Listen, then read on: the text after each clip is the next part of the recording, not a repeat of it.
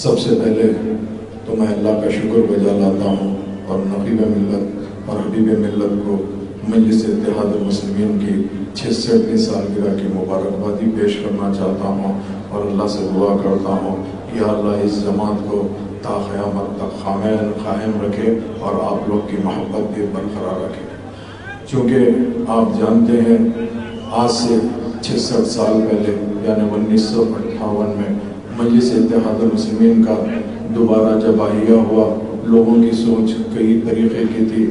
فخر ملت جناب عبدالواحد اویسی صاحب نے یہ سوچا ہندوستان کے دستور کے اندر، ہندوستان کے آئین کے اندر ہر انسان اپنی سیاسی جماعت بنا سکتا ہے، تو کیوں نہیں مسلمان دلت اور اپنائے وطن بھائیوں کو ملا کر اپنی ایک سیاسی جماعت جو ہندوستان کے دستور کے حساب سے قائم کی جائے۔ اسی جماعت کا نام کل ہند مجلس اتحاد المسلمین ہے، جو آج سے 66 سال پہلے اس جماعت کا جو دوبارہ احیا ہوا۔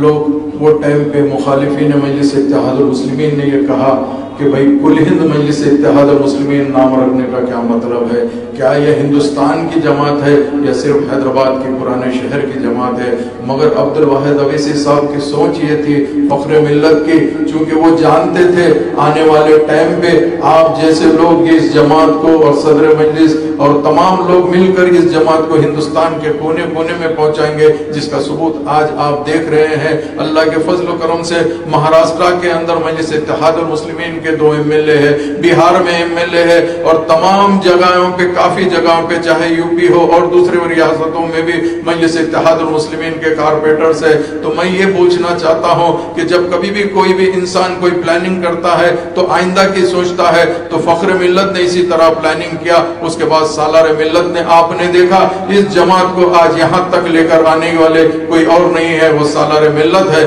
اس کے بعد میں اللہ کا فضل و کرم ہے، سالار ملت کے دونوں سپوت نقیب ملت اور حبیب ملت نے آج جو مقام بنایا ہے، آج جس انداز سے اللہ کے فضل و کرم سے نمائندگی کرتے ہیں کہ لوگ دیکھنے والے دیکھتے ہیں۔ مگر میں یہ کہنا چاہتا ہوں 66 سال سے لے کے آج تک مخالفین نے ہمیشہ یہی سوچا مجلس اتحاد المسلمین کو اور آپ کے اتحاد کو کس طریقے سے کمزور کیا جائے۔ مگر اللہ کا کرم ہے، اللہ جس کو چاہتا ہے اس کو عزت دیتا ہے۔ دنیا والے اگر فرض کریے کتنی بھی کوشش کر لے، کتنی بھی پلاننگ کر لے، کوئی فرق نہیں پڑتا۔ اللہ سب سے بڑا پلانر ہے، جس کا ثبوت یہ ہے کہ آج آپ اور ہم اس ڈائس پر بیٹھ کے اللہ کے فضل و کرم سے 66ویں سالگرہ منا رہے ہیں۔ تو میں انشاءاللہ اللہ سے دعا کرنا چاہتا ہوں، وقت نہیں ہے، مجھے یہ موقع دینے پر صدر صاحب کا شکریہ ادا کرنا چاہتا ہوں اور آپ سے ایک درخواست کرنا چاہتا ہوں، خاص طور سے جتنے میرے صدر معتمدین اور تمام لوگ یہاں پر شریک ہوئے ہیں اور میری آواز جہاں جہاں تک بھی آ رہی ہے،